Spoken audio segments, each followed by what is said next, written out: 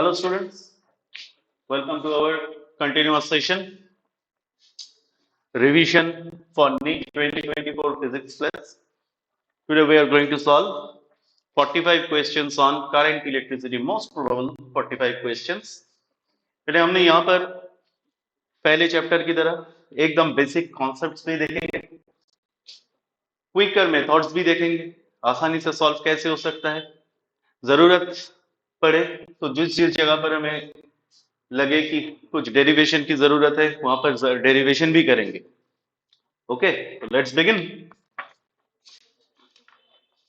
Question number 1. बेटे आपके channel के नीचे डिस्क्रिप्शन बॉक्स में ये पीडीएफ मिल जाएगा. अब पीडीएफ देखिए और सॉल्यूशन की तरफ ध्यान दीजिए कैसे हम प्रॉब्लम सॉल्व कर रहे हैं. तो करंट इलेक्ट्रिसिटी में पहला क्वेश्चन जो आपके पास है, एक बड़ा सा स्ट्रक्चर दिया है आपको.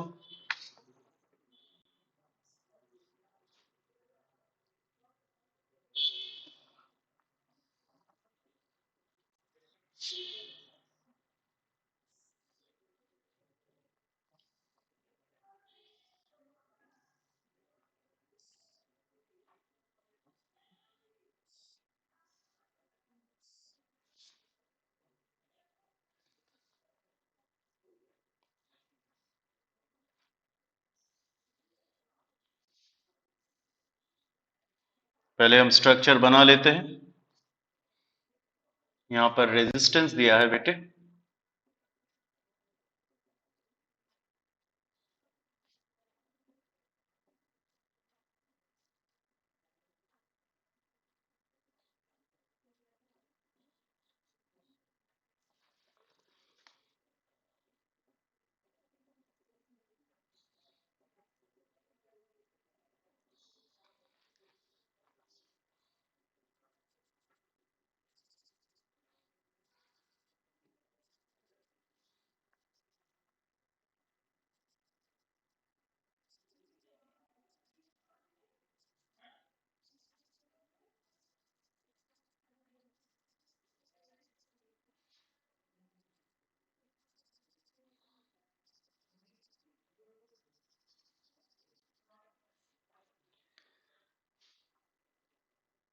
ईच रेजिस्टर, रेजिस्टर का स्पेलिंग गलत है, तो each resistor is of 16 ohm. यहां पर हर एक रेजिस्टर 16 ओहम करके है. सारे के सारे रेजिस्टर 16 ओहम करके है. The equivalent resistance between A and B,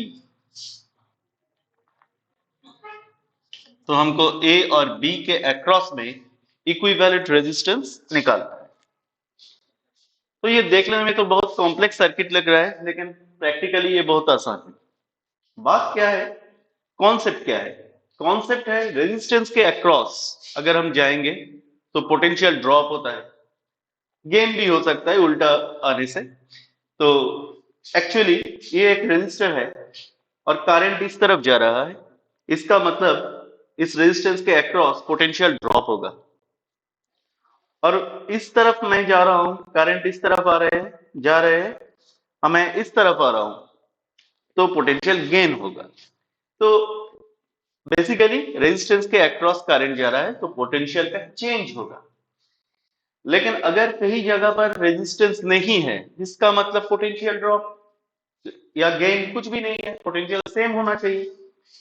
तो बेटे अगर ये पॉइंट सी और ये पॉइंट डी है, तो ये सी अगर है, ये पॉइंट में मैं थोड़ा सा नीचे आया, नेक्स्ट जो जंक्शन पॉइंट है, इस रास्ते में कोई रेजिस्टेंस नहीं है, इसका मतलब इसका पोटेंशियल यहां पर कैरी होगा. तो इस पॉइंट का पोटेंशियल अगर VC है तो C पॉइंट है अगर ये, तो मैं इसको भी C लिख सकता हूं क्योंकि कोई पोटेंशियल ड्रॉप नहीं है.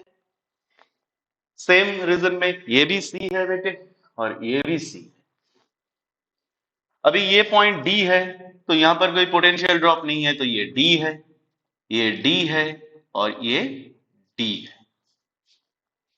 बेटे अगर ये A है तो ये भी A, ये भी A, ये भी A, ये B है, तो इस जंक्शन B, ये पॉइंट B, ये पॉइंट B.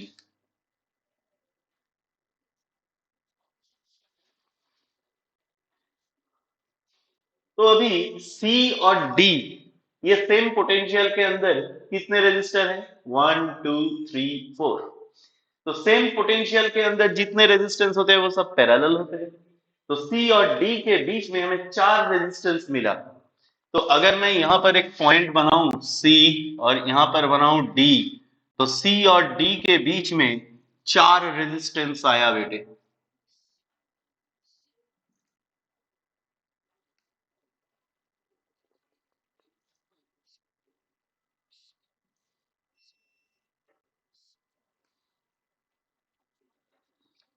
और हर एक रेजिस्टेंस 16 ओहम करके है।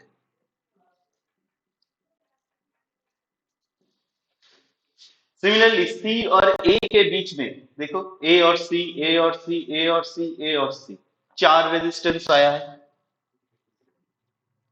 अगर ये A पॉइंट है और ये C पॉइंट है, तो A और C के बीच में फिर हमें 4 रेजिस्टेंस मिलेगा।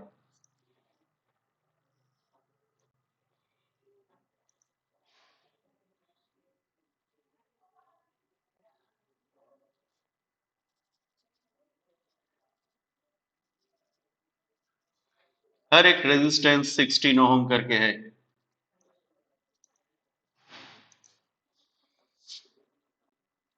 सिमिलरली D और B के बीच में BD, BD, BD, BD 4 resistance है।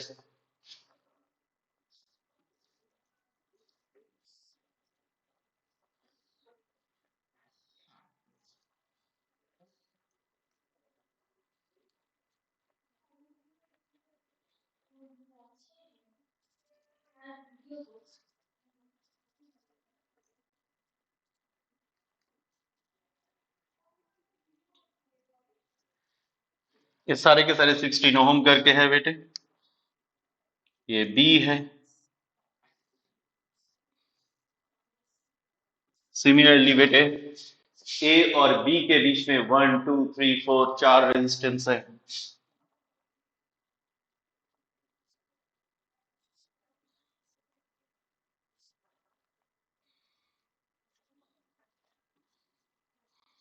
सिक्सटीन ओम, 16 ओम, 16 ओम, 16 ओम।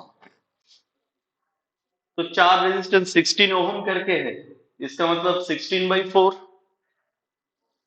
तो ये टोटल इक्विवेलेंट रेजिस्टेंस आएगा बेटे 4 ओम। यहां पर आएगा 4 ओम, यहां पर आएगा 4 ओम, यहां पर भी आएगा 4 ओम।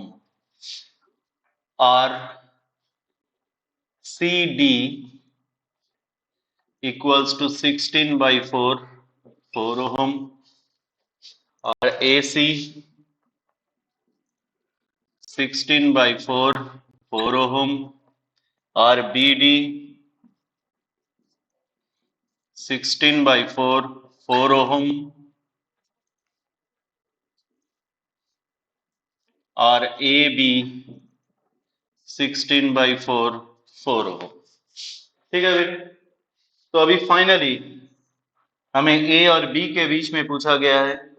ये ए है बेटे, ये बी है। ए और बी के बीच में रेजिस्टेंस कितना आया? 4 ओम।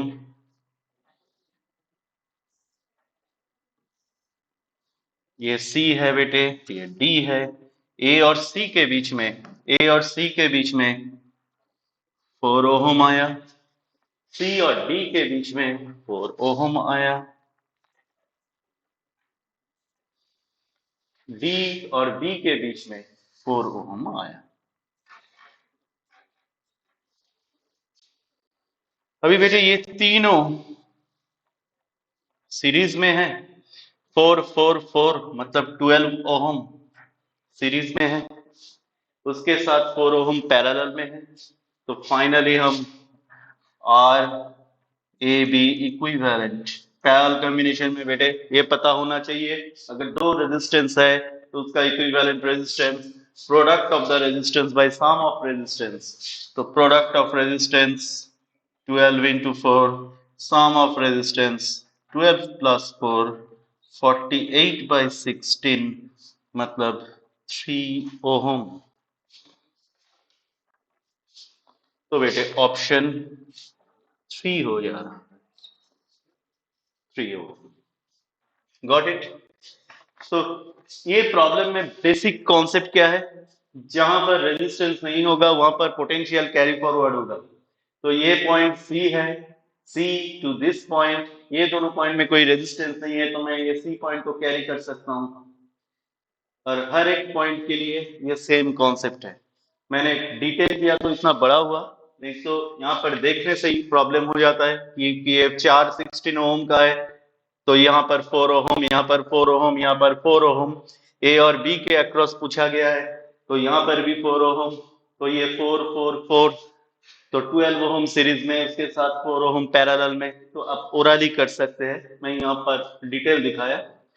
तो कॉन्सेप्ट क्या है, अगर रेजिस्टेंस नहीं है कोई ब्रांच में कोई जगह पर, तो हम पोटेंशियल को कैरी फॉरवर्ड कर सकते हैं। चलिए बेटे नेक्स्ट प्रॉब्लम की तरफ बढ़ते हैं।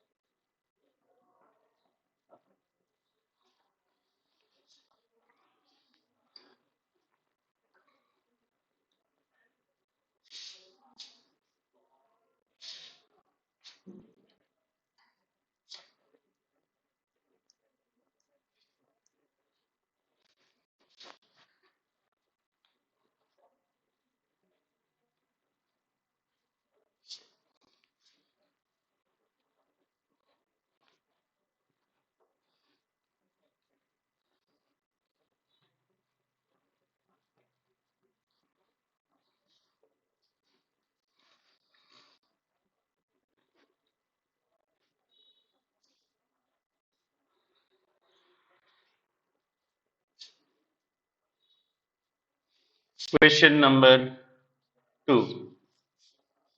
The resistance of a moving coil galvanometer is 20 ohm. It requires 0.01 ampere current for full scale deflection. The value of resistance to convert it into a voltmeter of range 20 volt. तो बेटे एक galvanometer है,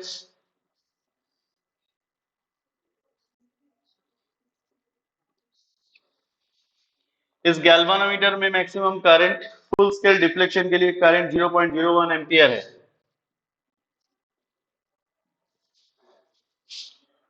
और galvanometer का resistance दिया है 20 ohm. ठीक है, तो अभी इसको वोल्ट मीटर में कन्वर्ट करना है। तो गैल्वानोमीटर का रेजिस्टेंस आर ये है और ए ये है, तो आई इंटू आर करने से बहुत कम वोल्टेज मिल रहा है हमें, लेकिन हमें क्या बोला गया, 20 वोल्ट तक मेजर करना है। तो डेफिनेटली हमें रेजिस्टेंस बढ़ाना है, रेजिस्टेंस बढ़ाना है तो सीरीज में कनेक्शन होगा। तो बेटे मैं यहां पर सीरीज में कोई रेजिस्टेंस आर लगाया, तो अभी ये जो टोटल इंस्ट्रूमेंट बना, ये एक वोल्टमीटर है बेटे। तो अभी इतना करंट तो मैक्सिमम जा सकता है, इसलिए मैंने रेजिस्टेंस लगा दिया, तो करंट चेंज नहीं होगा सीरीज कॉम्बिनेशन में। तो मुझे V कितना दिया गया है, मैं ये लिख रहा हूं V equals to I into total resistance बेटे 20 प्लस R, क्योंकि ये इंस्ट्रूमेंट तो हमें अक्रॉस कोई इंस्ट्रूमेंट के कोई रेजिस्टर के अगेंस्ट लगाना है पोटेंशियल मेजर करने के लिए। अभी ये पोटेंशियल हमें कितना मेजर करना है, 20 वोल्ट। आई कितना है, 1/100, ये 20 है और ये आर है। तो बेटे 20 plus R equals to 201980 ohm. तो बेटे ऑप्शन 2 आ रहा है। फिर एक बार बता रहा हूं, वोल्ट मीटर का रेजिस्टेंस बड़ा होता है। आइडियल वोल्ट मीटर जो है, आइडियल वोल्ट मीटर का रेजिस्टेंस इंफिनिटी तक हो सकता है। एक्चुअली इंफिनिटी है, हो सकता है नहीं, आइडियल वोल्ट मीटर का रेजिस्टेंस इंफिनिटी है। तो मुझे वोल्ट मीटर में हमेशा रेजिस्टेंस बढ़ाना है और एमीटर में हमेशा रेजिस्टेंस घटाना है। तो सीरीज कॉम्बिनेशन का मेन कंक्लूजन क्या है? इंडिविजुअल रेजिस्टर जितना है उसका जो हाईएस्ट रेजिस्टर है उससे भी ज्यादा इक्विवेलेंट रेजिस्टेंस होता है। तो इसलिए जब गैल्वेनोमीटर को वोल्ट मीटर में कन्वर्ट करना है तो मुझे रेजिस्टेंस बढ़ाना है, तो सीरीज कॉम्बिनेशन में हायर रेजिस्टेंस को ऐड करना है। और अगर इसको एमीटर बोला जाता तो ये इसको एमीटर में कन्वर्ट करने के लिए बोला जाता, तो हमें ये रेजिस्टर को एक लो रेजिस्टेंस को पैरेलली लगाना है। सबको पता ही है, फिर भी मैं एक बार इसको डिस्कस किया। तो चलिए क्वेश्चन नंबर 3।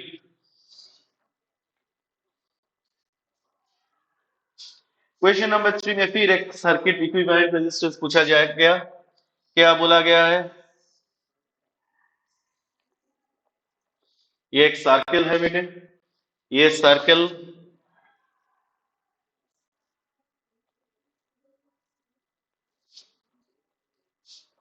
ओ, ये है ए, ये है बी, बेटे ये एंगल है 30 डिग्री।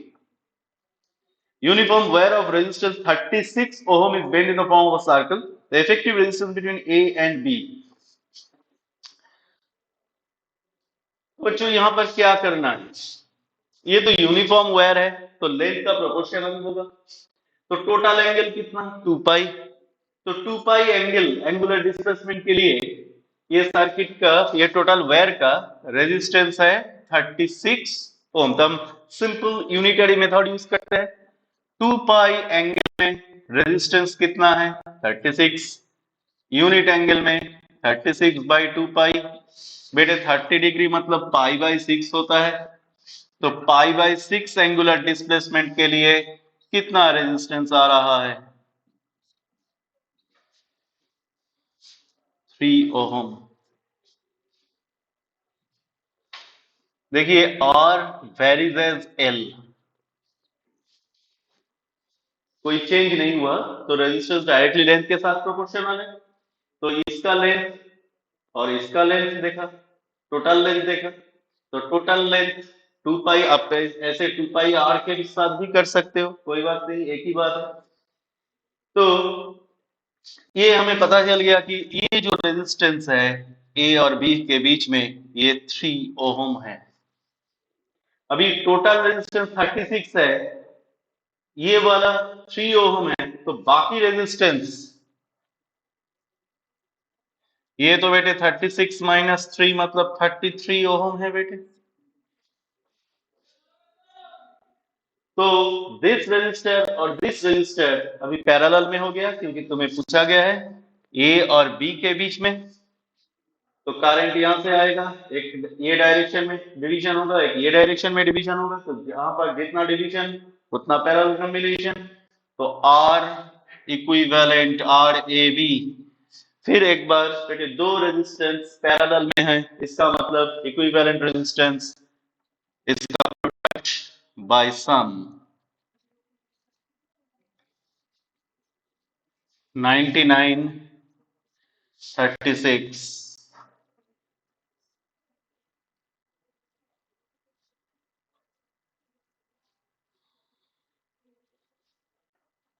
हाँ बेटे 2.75 ओम।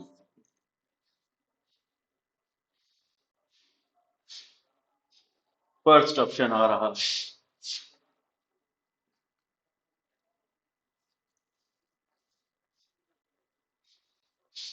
एक्सपेक्टेड कोई प्रॉब्लम नहीं है। फिर एक बार बता रहा हूं, ये टोटल एंगुलर डिस्प्लेसमेंट 2 पाई है, तो 2 पाई के लिए रेजिस्टेंस कितना बोला गया है? 36। तो पाई बाई 6 के लिए कितना रेजिस्टेंस होगा? 3 ओम। अभी ये 3 ओम है, टोटल 36 ओम था, तो ये 33 ओम है।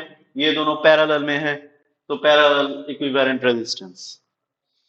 चलो बेटे नेक्स्ट प्रॉब्लम की तरफ बढ़ते हैं।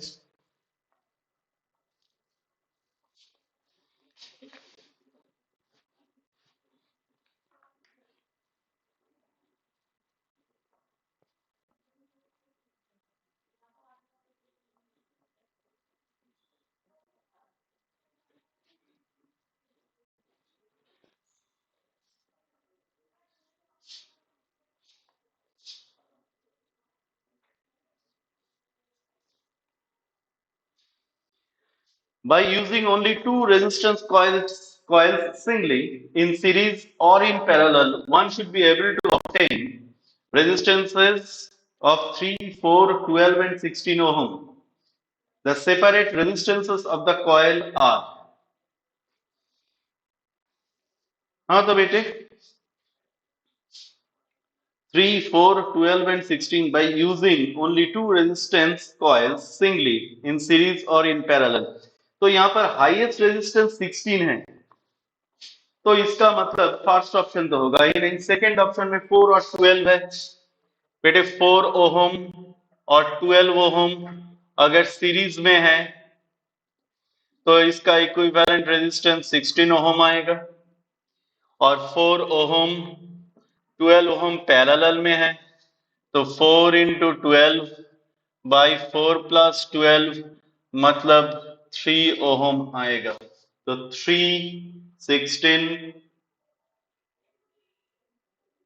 दोनों रेजिस्टेंस यहां पर मिल सकते हैं, तो ऑप्शन बेटे 2 ऑप्शन होगा।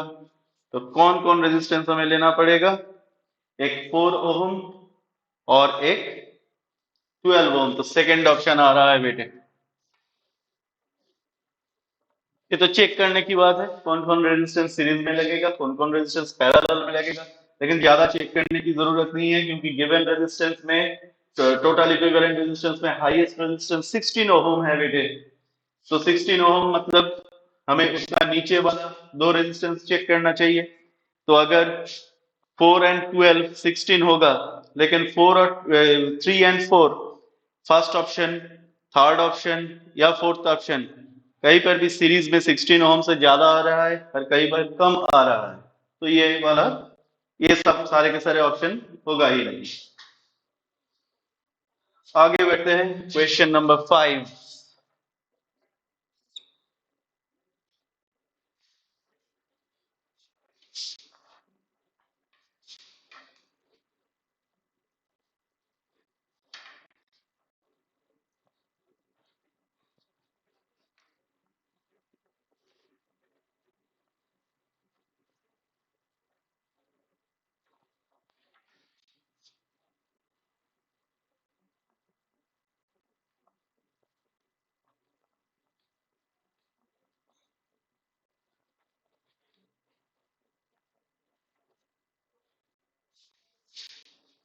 एक मीटर भी दिया हुआ है,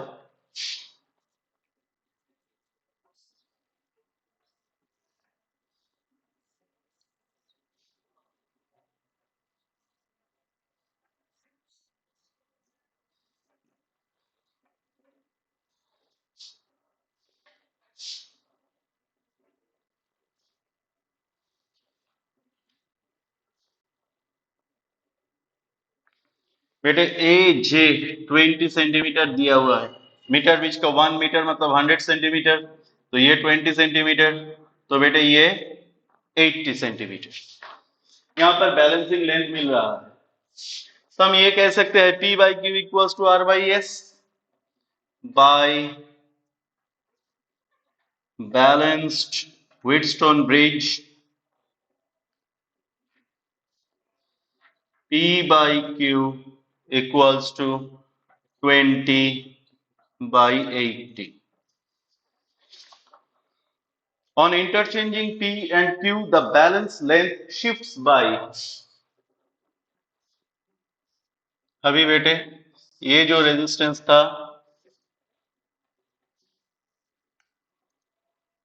ये Q हो गया, ये P हो गया, ये गैल्वेनोमीटर, सोचो ये A ये B, यहां पर J था तो ये इसको J1 लिखते हैं, ये शिफ्ट हो गया। तो अभी हम लिख सकते हैं Q by P equals to AJ1 by BJ1। P by Q अगर 20 by 80 है, since P by Q equals to 20 by 80, hence Q by P equals to 80 by 20। लेकिन Q by P मतलब AJ1 by BJ1,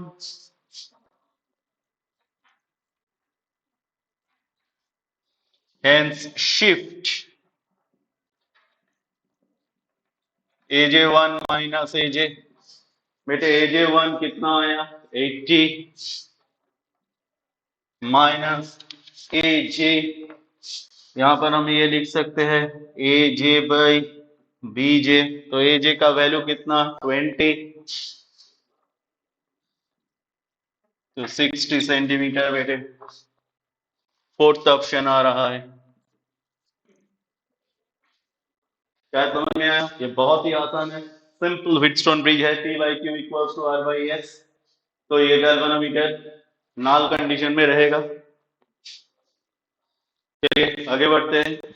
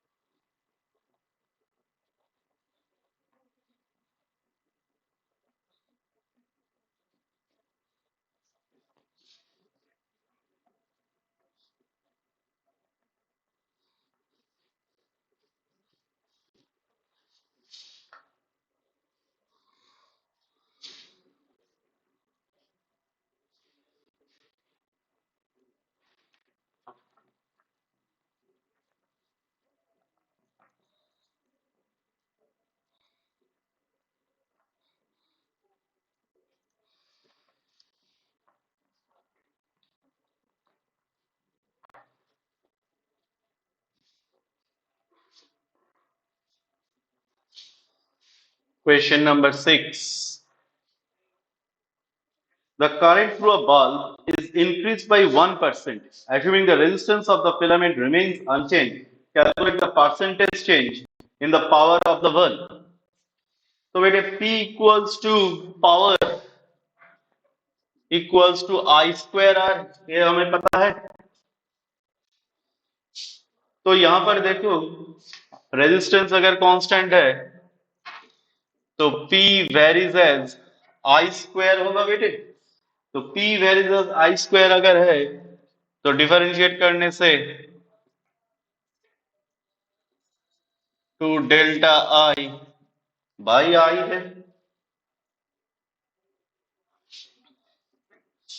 अभी current का change कितना है 1%, delta I by I given 1% increased, तो plus 1%, इसका मतलब प्लस 2%, तो पावर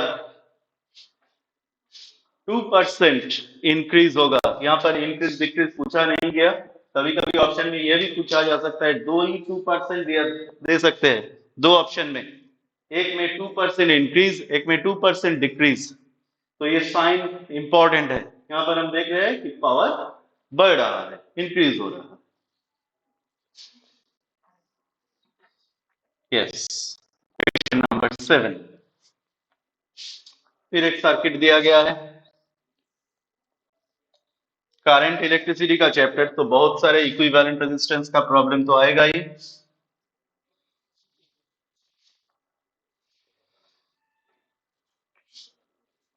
ये बी पॉइंट है बेटे, ये ए पॉइंट है, सारे के सारे रेजिस्टर 3 ओम करके हैं।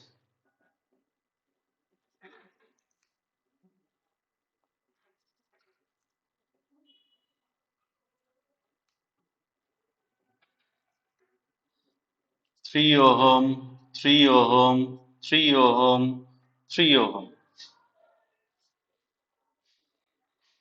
अभी ए और बी पॉइंट के बीच में पूछा गया है, तो थोड़ी देर पहले एक प्रॉब्लम हमने किए थे, यहां पर रेजिस्टेंस नहीं है, वहां पर हम पोटेंशियल कैरी फॉरवर्ड कर सकते हैं। तो सोचो ये पॉइंट है ओ, ये पॉइंट अगर ए है, यहां पर कोई रेजिस्टेंस नहीं है, तो इस पॉइंट को भी हम ए लिख सकते हैं, इसका पोटेंशियल यहां पर कैरी किया। यहां पर कुछ नहीं है, कोई रेजिस्टेंस नहीं है, तो यहां पर भी ए लिख सकते हैं। तो बेटे ए ओ के बीच में 1 2 3 रेजिस्टेंस आ रहा है, तो मैं यहां पर एक पॉइंट लिया ए, यहां पर एक पॉइंट लिया ओ, और यहां पर बी, तो ए और ओ के बीच में 3 रेजिस्टेंस आ रहा है।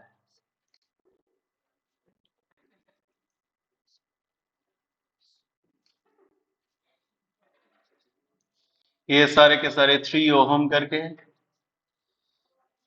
और O और B के बीच में एक 3 ओहम है।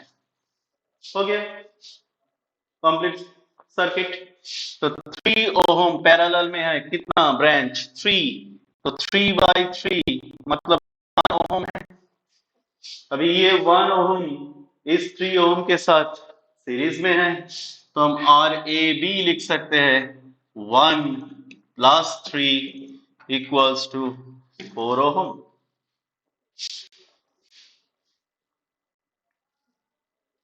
ये 6th प्रॉब्लम में ऑप्शन 3 मैच कर रहा था, यहां पर ऑप्शन 4 मैच कर रहा है। कॉपी कर लो बेटे।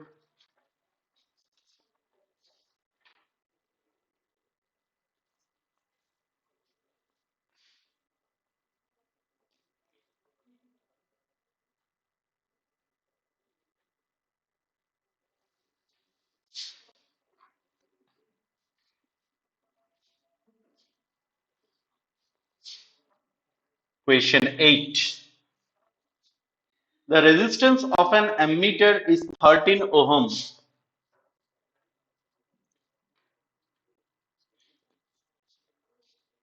and its scale is graduated for current 100 ampere.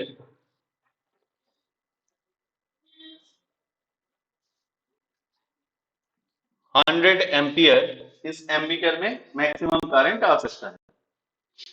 After an additional shunt has been connected to this ammeter, it becomes possible to measure currents up to 750 ampere.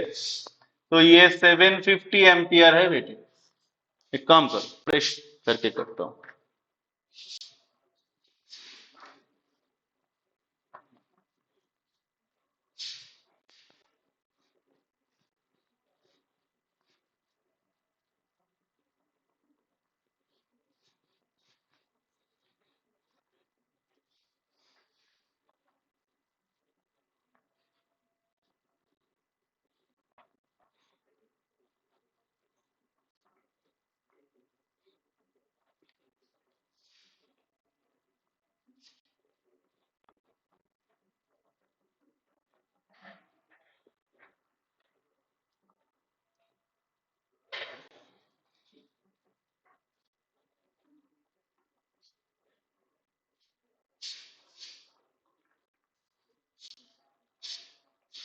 ये क्वेश्चन 8 है।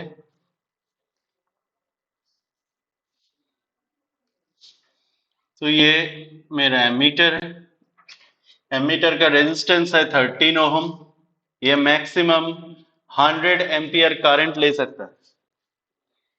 तो अभी इसमें शंट लगाना है। शंट मतलब एक लो रेजिस्टेंस पैरेलल में, सबको पता है।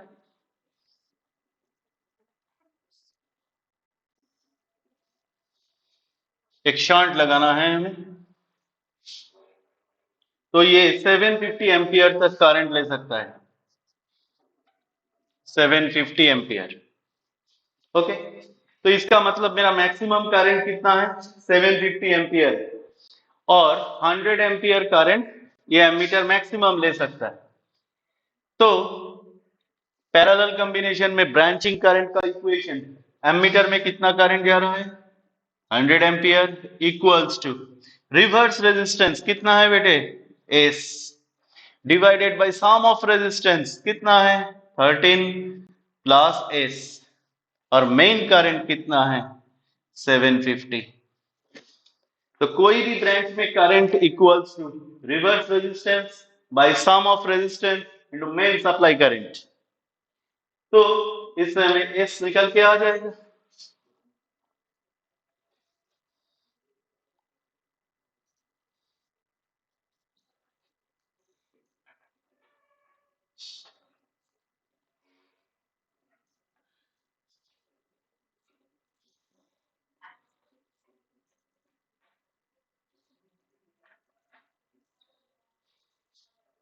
तो बेटे फोर्थ ऑप्शन। ओके, कॉपी कर लो बेटे। यहां से कितना आएगा 750 एम्पियर ही आएगा करंट। तो चलो बेटे क्वेश्चन नंबर 9।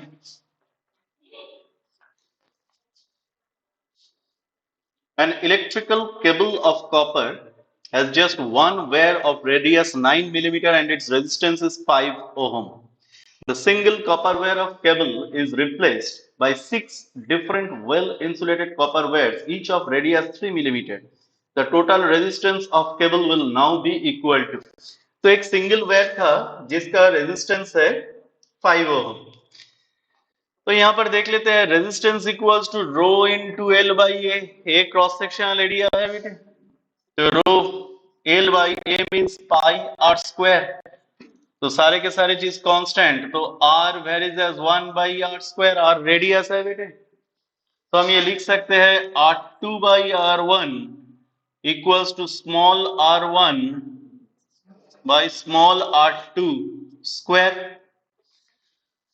तो पहला रेजिस्टर रेडियस कितना था 9 मिलीमीटर और बाद में रेडियस आया है 3 millimetre.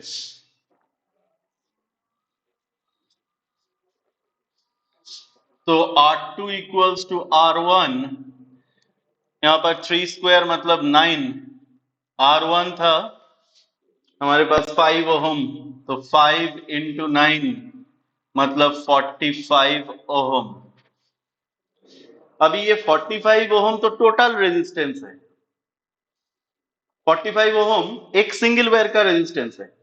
The total resistance of cable will now be equal to, अभी ये सब एक साथ है, पैरेलल कॉम्बिनेशन होगा, तो R2 इक्विवेलेंट कितना वायर है बेटे 6 different well insulated copper wires. तो बेटे 45 बाई 6 इंटू 7 मतलब 42, तो 7.5। फर्स्ट ऑप्शन आर मैच कर रहा है। देखो बात फिर एक बार समझ लेते हैं, रेजिस्टेंस रेडियस के साथ, रेडियस स्क्वायर के साथ इनवर्सली प्रोपोर्शनल है, तो final resistance by initial resistance, initial radius by final radius whole square, initial 9 final 3, तो यहाँ पर 9 आया, R1 का मतलब 5, तो फाइनली एक केबल वायर का रेजिस्टेंस आया 45 ओम। यहाँ पर ऑप्शन में 45 ओम भी दिया गया है, लेकिन ये करेक्ट आंसर नहीं होगा क्योंकि ये एक सिंगल वायर का रेजिस्टेंस है। तो टोटल ऐसा कितना केबल है 6, तो 6 रेजिस्टेंस पैरेलल में होगा, तो 45 बाई 6 मतलब 7.5 ओम।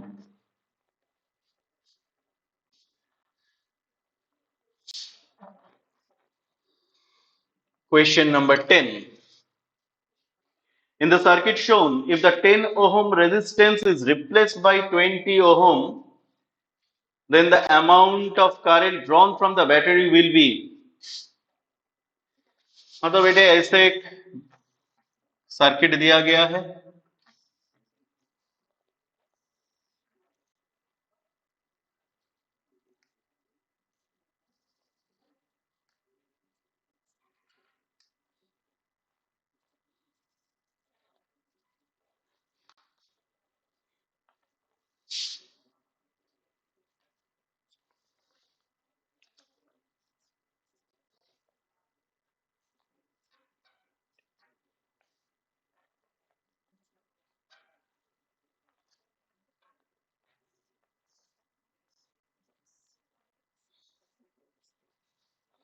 यहां पर कितना आ रहा है 4 एम्पियर। अभी हमने सर्किट ड्रॉ कर लिया, तो पहले चेक कर लेते हैं बैलेंस व्हीटस्टोन ब्रिज है कि नहीं है। 3:8, यहां पर भी 3:8, इसका मतलब ये बैलेंस व्हीटस्टोन ब्रिज है। अभी बोला गया है 10 ohm resistance is replace by 20 ओम। अगर ये 10 ओम को हम 20 ओम रेजिस्टेंस से रिप्लेस कर लेते हैं, अभी बेटे ये तो बैलेंस व्हीटस्टोन ब्रिज है, तो ये जो रेजिस्टेंस है ये मेंबर नल मेंबर है, इसमें कोई करंट नहीं आएगा क्योंकि इस पॉइंट और इस पॉइंट का पोटेंशियल सेम है। तो यहां पर आप 20 ओम लगाइए या 200 ओम लगाइए या 1 ओम लगाइए, कुछ फर्क नहीं पड़ेगा क्योंकि करंट तो इस तरफ आएगा, इधर जाएगा, यहां से यहां जब जाएगा, यहां पर कोई करंट नहीं आएगा, हेंस करंट रिमेन्स सेम।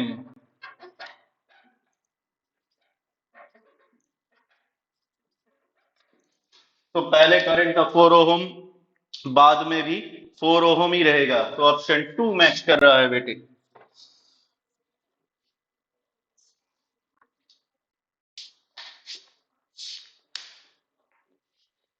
आगे बढ़ते हैं।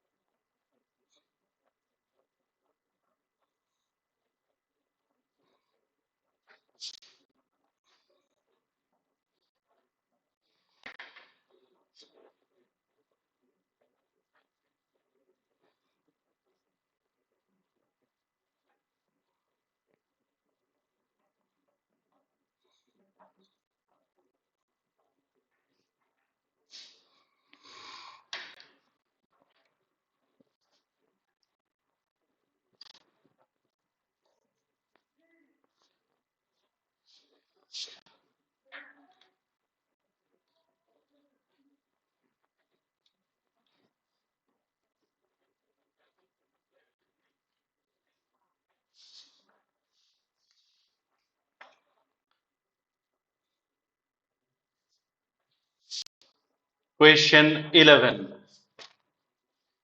हाँ बेटे, in a marriage hall there are 15 bulbs of 45 watt, 15 bulbs of 100 watt, 15 small fans of 10 watt, and 2 heaters of 1 kilowatt. 1 kilowatt means 1000 watt. If the voltage of the electric main is 220 volt, then the maximum fuse capacity. बहुत अच्छा। तो पहले total power निकाल लेते हैं। तो total power P equals to 15 bulbs of 45 watt, 15 into 100, 15, 10 और 2 1000। तो कितना आ रहा है बेटे? कैलकुलेशन करो कितना आ रहा है।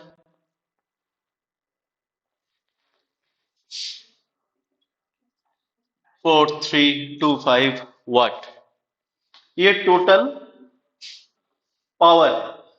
अभी पूछा गया है वोल्ट, अभी बोला गया है voltage of electric main 220।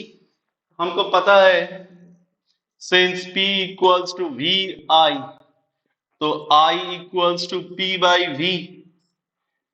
4325 by V कितना गया बोला गया है 220। इसको अगर 20 से हम करें तो 44, तो 19 पॉइंट समथिंग, वही nearly equals to 20 ampere. 20 ampere fuse चाहिए हमें। हाँ, फर्स्ट ऑप्शन। ठीक है बेटे, टोटल पावर निकाला P equals to V I, just formula में पुट किया और कुछ है नहीं।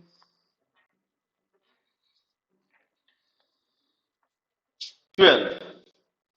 हाँ बेटे, 12 में क्या बोला गया है? In the circuit shown if the internal resistance of each cell is R. ठीक है, एक सर्किट दिया है,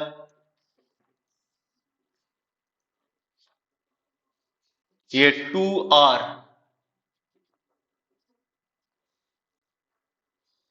यहां पर एक सेल है,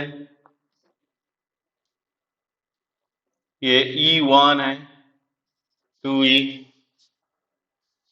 यहां पर एक सेल है। कनेक्शन की तरफ ध्यान देना चाहिए। और यहां पर एक रेजिस्टेंस है R।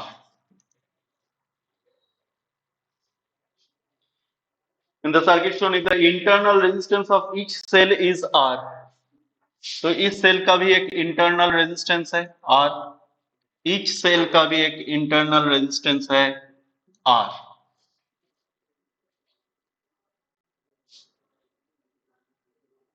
then the rate at which the chemical energy is being consumed।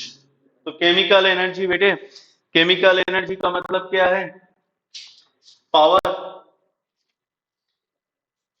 Chemical energy पर सेकेंड, एनर्जी कोई भी एनर्जी पर सेकेंड मतलब एनर्जी मतलब वर्क डन, तो वर्क डन पर सेकेंड मतलब पावर होता है।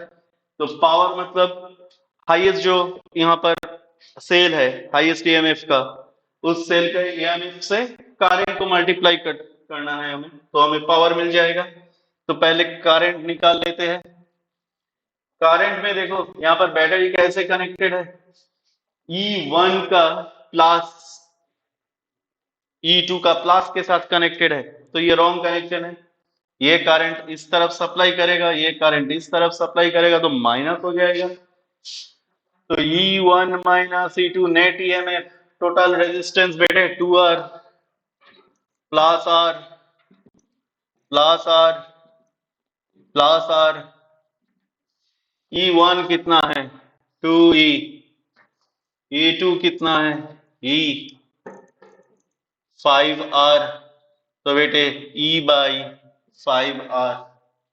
अभी हायर ईएमएफ 2E है, तो पावर कितना जाएगा, पावर मतलब 2E multiplied by I, 2E, I मतलब क्या E by 5R, 2 square by 5R। बिल्कुल आसान प्रॉब्लम है।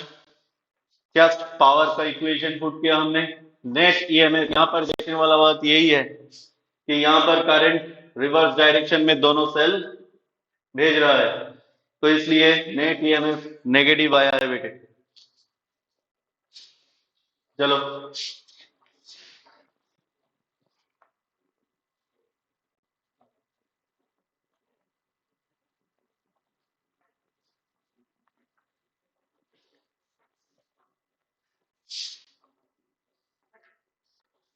Question 13, two sources of equal EMF are connected in series.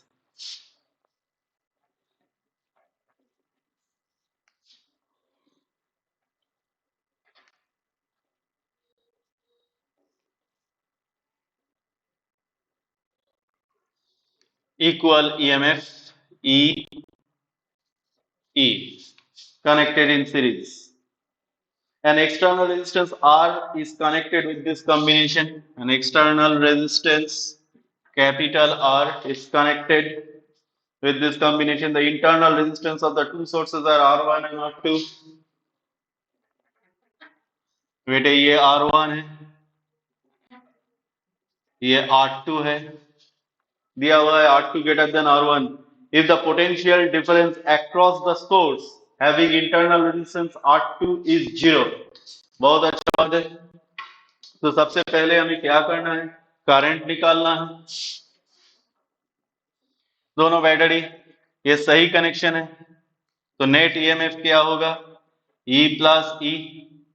Total resistance क्या है बेटे R1 plus R2 plus R, ये है मेरा करंट।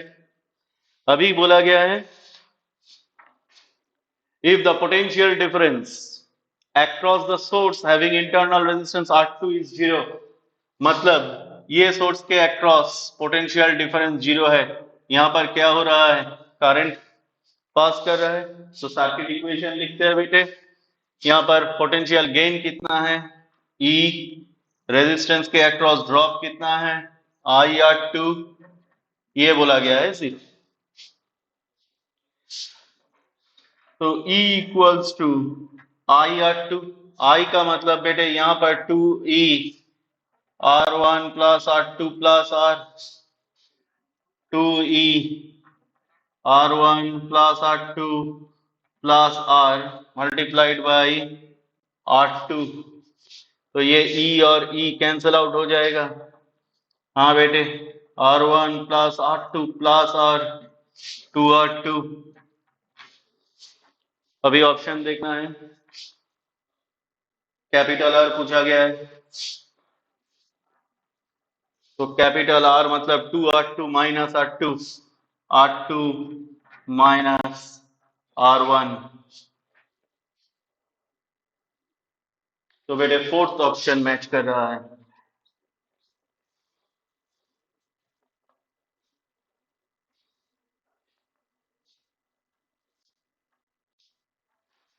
ओके, आगे बढ़ते हैं बेटे।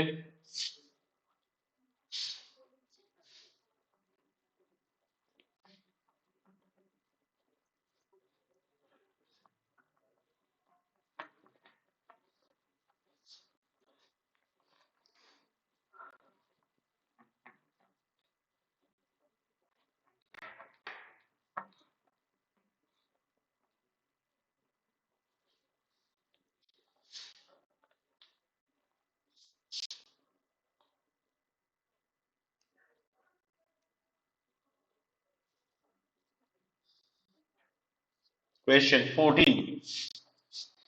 A battery is charged to a voltage 15 volt for 8 hours with 10 ampere current. On discharge, the battery supplies a current of 5 ampere for 15 hours at a mean terminal voltage 14 volt. The efficiency of the battery. Efficiency means output by input. तो charging में कितना work done हुआ है, total energy VIT होता है बेटे, V1 I1 T1। V कितना 15 volt, I कितना 10 एम्पियर, कितने आवर्स 8 आवर्स। हाँ तो बेटे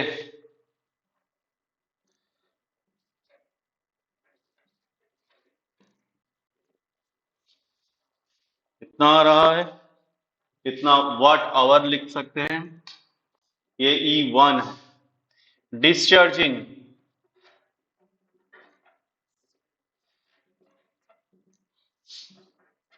V2 I2 T2। बेटे V कितना बोला गया है 14 वोल्ट, I कितना 5 ampere 15 hours 75 into 14 1050 watt hour. तो बेटे हमें इनपुट भी मिल गया, आउटपुट भी मिल गया, तो अभी एफिशिएंसी निकालने में कुछ प्रॉब्लम नहीं है। तो efficiency will be equals to E2 by E1 into 100 1050।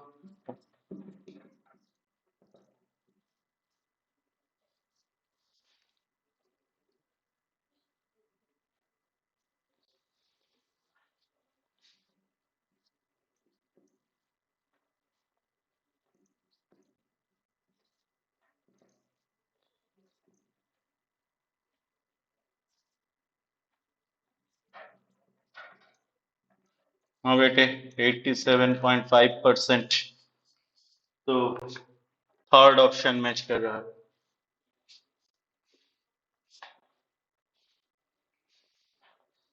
चलो आगे बढ़ते हैं।